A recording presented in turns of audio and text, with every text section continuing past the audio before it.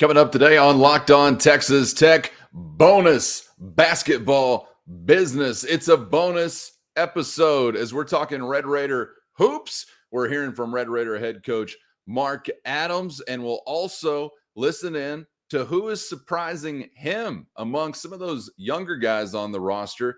And he's talking about being already maybe one of the best defensive players on the team. We'll get to those thoughts from Mark Adams and much more coming up on this bonus episode of Locked On Texas Tech. You are Locked On Texas Tech, your daily podcast on the Texas Tech Red Raiders, part of the Locked On Podcast Network, your team every day. We're going to start this thing off right. Raider!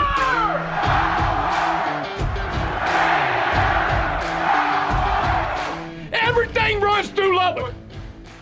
Oh, hey, funny seeing you here at not a regularly scheduled time because this is a Locked On Texas Tech bonus episode. Bonus! Thanks for joining us once again on the Locked On Podcast Network, where it's your team every day. And Chris, it's so hard this time of year to occupy any football conversation real estate with basketball conversation, especially in the great state. But we're turning the calendar a bit as you got a top 25 team over at United Supermarkets Arena, and we had conversation with basketball head coach Mark Adams, some other Red Raider dignitaries from Kansas City as Big 12 Basketball Media Day was upon us this week. You may not have known it, but wanted to spend a quick minute here with you talking Texas Tech basketball, and we'll begin allowing Mark Adams to do that as the professor gives the lay of the land as he looks ahead to his 2022 squad.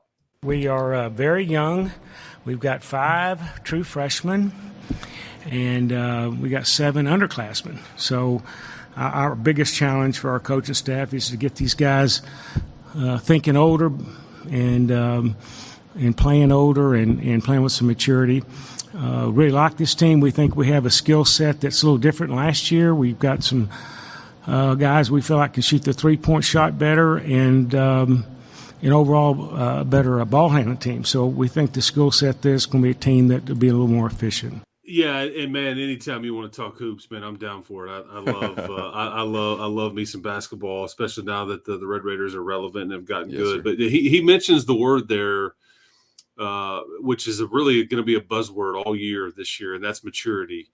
I just think that people, the expectations are really high for this team, and I'm almost, in some ways, I'm a little bit uncomfortable with it just because of how good last year's team was. And I just think, man, I love expectations, and I think you should be relevant. You should be a tournament team year in and year out, the way this thing is and all the resources they pump into this thing. But last year's team was very mature, and there was – you had Kevin McCullough stuff going on and TJ Shannon stuff going on, but then you had a guy like Bryson Williams that really just emerged and was just an alpha, and he was the most mature guy that, at that level maybe that I'd ever been around. Granted, he was about 24, 25 years old, but he was a phenomenal player and just a grown man in every sense of the word, worked the hardest and all that stuff. And you're really young, man. You hear Coach Adams talking about that. You got a bunch of true freshmen. And you know how many true freshmen played major minutes in the Big 12 last year? And as far as major minutes conference play wise, 3. So everybody talks about all these true freshmen, how excited they are. Doesn't mean that one or two of them can't come in and play some minutes and maybe they'll be an exception. It's just that would be an exception if you can get some of these guys to step up and factor in. But you are much younger, and you don't have a bunch of seniors out there that are 23, 24 with their last go around and have to be bought in. So I think Mark, he's going to have a tough coaching job this year. I think just because they're not going to be as good on defense either, in my opinion, because they were so elite last year. Yeah. Now what you hear him saying though is you may be much better on offense. You may score points easier. You may shoot it better from deep, especially. So there's some give and take there.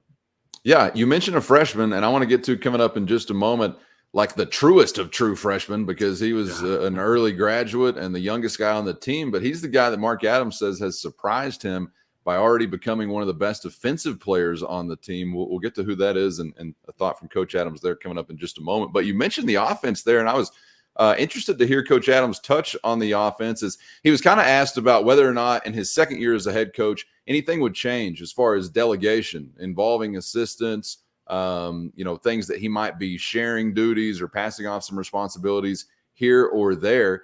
And you may not be surprised to hear him more so say, I think the defense, maybe I'll still have both hands on.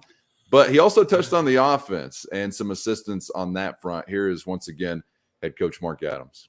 I think as a leader, it's a lot of responsibility goes with that. So, and we've got a great staff.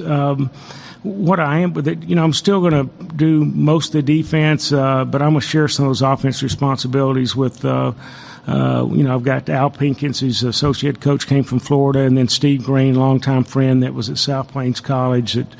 They won 3 national championships. He's just a really smart guy, a lot smarter than I am. So those guys are going to help me a little bit more on the offensive side of the ball. And we're making a few changes. We're trying to be a little more aggressive and get up and down the floor a little quicker and getting a little more flow to our offense. Again, emphasizing the spacing. So it'll be, I think, a little bit more aggressive attacking type offense than we've seen in the past. I could talk to you for 30 minutes about this next subject because this is where when the rubber meets the road, and if you're doing anything that would compromise those defensive principles, if you're doing anything on one end of the floor about like on offense, it's really hard for Mark Adams, I think, just because you're one side or the other. You kind of think, right. This is what he is always known and what the identity of this program is and all those things.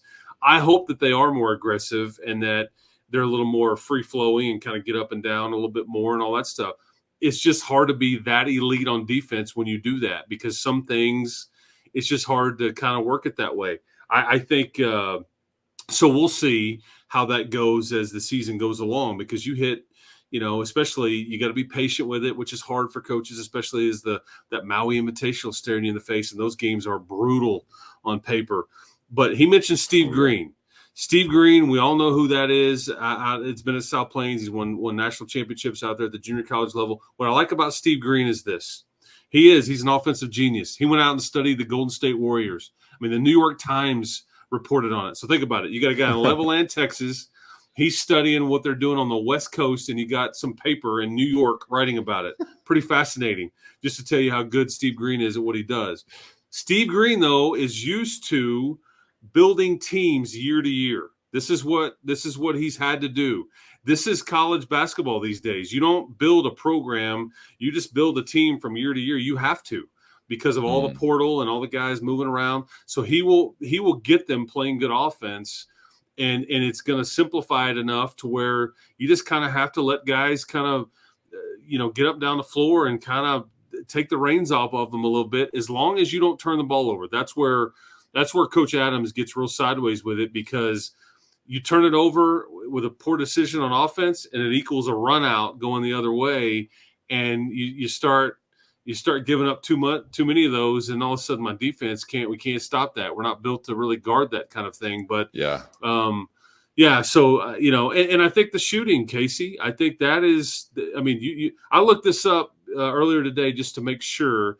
Banner 33%. He is one of the worst 3-point shooters you're going to have coming back on this year's team, based on what these kids did last year. And we all know how good Kevin can be from behind the arc. But DeMaurian Williams, nearly 40% last year. Kerwin Walton, 35%. He played on that national champion, runner-up team at North Carolina. Davion Harmon, 36%. Fardaz Amak, who's going to miss November and December, he shot at 43%. And these were volume shooters. These guys got up a lot of attempts. I also think Jalen Tyson and Pop Isaacs can really shoot it as well, even though they haven't done it yet in college. So that part should be much, much better. I just don't know. There's some give and take here. You may be much better on offense. You may shoot it a lot better. I just don't know if you'll be as good of a lockdown defense. But hopefully Mark is okay with that, because really it's ultimately about winning games. Yes. And I still think the defense is what will, on most days, win you that game if you can only have one or the other. So I'm all for the offseason talk that you usually get of, let's do this with the offense. Let's do that with the offense. And that's great. If you can be with that's great. But I don't want to sacrifice any defense. That's just my personal take. Hold up for a minute, friends and neighbors, and let's pause for the cause. That cause being your business. And that's where Armin Williams and Schoolie Mitchell come in. North America's #1 cost reduction company. Are you paying too much for your business services? Do you know? Whether you do, whether you don't, that's what Armin Williams is there for. Visit online right now at savewitharmin.com, whether it's telecom services, waste, utilities, fuel, electronic logging devices, all kinds of stuff in between that you may not even be considering. You could be saving money, being a little bit more efficient in those areas, and that's what Armin is there to find out. You see it on the screen if you're watching on YouTube. Essential business services reduced by 28% on average. And here's the best news. There's no upfront costs. It only starts with a free analysis, and then Armin only shares in any savings found. So get the ball rolling. Again, no upfront costs with that free upfront analysis at savewitharmin.com. Let's get to, you mentioned Big Maple as we crank open this Canadian pipeline. How about Young Maple? Because Mark Adams was touching on Elijah Fisher, who has gotten his attention. Particularly, you will hear here, according to Coach Adams, on the defensive end of the floor. Seen a lot of great things. He's the youngest player on our team, one of the most highly recruited players we've ever had with the Red Raiders, but he's playing with a lot of physicality, maturity. I already think he's going to be one of our best defensive players, which is somewhat a surprise for a young guy to be able to have that kind of have the defensive instincts, maturity. So high expectations for him. He's just doing extremely well. Yeah, and Elijah, so people are clear here, he's somebody that he could have been in high school as a senior this season. Right. He reclassified to get out early. So that's how young we're talking. And so it's just be careful about the expectations with this young man, because you're in a grown man's league, man. I mean, the Big 12 is no joke. I mean, and it's harder now because everybody in the league has kind of gone the portal route. So everybody's old and more mature and been in the weight room for many years. But what they have seen from Elijah Fisher is he's really tough at his core. And I think a lot of programs flirted around with his recruitment, and some kind of backed off, some went all in. But if he will buy in defensively, he will earn minutes. I mean, that's what Mark is going to go, hey, man, if you really understand what we're doing, and if you're willing to empty your bucket on that end of the floor, I'll give you minutes. I mean, you will earn them, young guy or not. But because, I mean, a year ago or 2-ish years ago, there was people that thought this is a kid that could be like a one-and-done type. I don't think that's what you're dealing with here. But he's got a lot of promise. I would just be careful of putting too much on a young man like this as a season. He'll hit a wall. Sure. Does he continue to grasp what they're doing? Does he foul too much? Does he willing to take charges? I mean, those are all the things that will either earn him minutes or cut his minutes and all that. But he's a really nice piece of the puzzle, man, if you can get him for a couple of 3 to 4 years. Well, and I'm just thrilled to hear anything complimentarily from Mark Adams for a guy that's so talented like that on the defensive end of the floor, because you don't always expect, especially somebody that's incredibly young like that should be going through his senior year of high school. You don't always hear, some devotion to doing the hard things, which is what defense is, to doing the things that aren't all that sexy. But I love hearing that. And I don't know how much we'll get. My expectations are certainly very mild for him in year number 1. But it sounds like he's gotten some attention from Coach Adams and particularly on the defensive end of the floor. So we'll only count that as a good thing. And Chris, it's almost basketball time in West Texas. I think we're hovering around 20 days, right? 3 weeks. It will be here quick. And like I said, I mean, November is right around the corner, and they have a few weeks to kind of acclimate, and then they go to Maui. And that is, I'm telling you, that tournament you're going to play on a Monday, Tuesday, and Wednesday of Thanksgiving week. And it's big. That's a riptide, baby. That's a riptide. That's right. That's right. A pipeline. I don't know anything about surfing terminology, but that's an undercurrent. Yeah, that's right. That's right. But I mean, great basketball. These young kids, and the new guys, because you've got a bunch of portal guys too, and these young guys. But if that's like the secret. Okay, you can give somebody the answers to the test. Sometimes they don't always want it. If you will buy in with this coach and understand these defensive principles and like play really hard on that end of the floor, not make many mistakes, typically it doesn't matter necessarily what you do on the other end of the floor. It does, but you get what I'm saying. I get what you're That's saying, the way yeah. you earn minutes and trust. Because if you can't, if you're giving up as many points on one end of the floor as you're scoring on the other end, it doesn't really matter. He's not going to play you. Right. But if you're stopping teams and you take charges and you kind of buy into what we're doing and like the team concept and everybody's moving together and all that stuff, you will earn minutes, even these young kids. But it's hard, man. It is hard. And, that weekend, that Thanksgiving week will tell us a lot, but beginning of a long journey.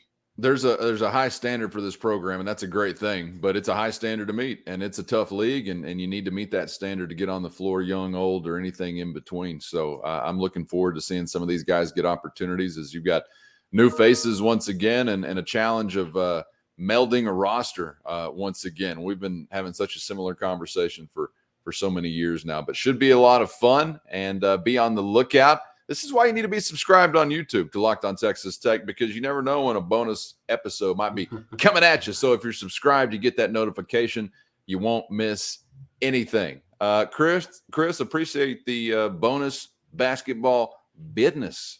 Thanks, man, Absolutely, for extra man. time this week. You bet, man. Hoop season almost here, man. Can't wait.